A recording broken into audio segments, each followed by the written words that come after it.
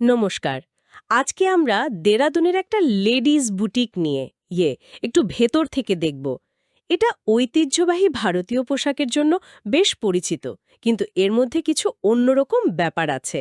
আমাদের হাতে যে তথ্য আছে সেটা মূলত হেমা কান্ধারির লেডিজ বুটিক, ঐতিহ্যবাহী পোশাকের নতুন ধারার গল্প থেকে নেয়া। তো আমাদের উদ্দেশ্যটা কি? মানে কেন এই বুটিকটা অন্যদের থেকে আলাদা?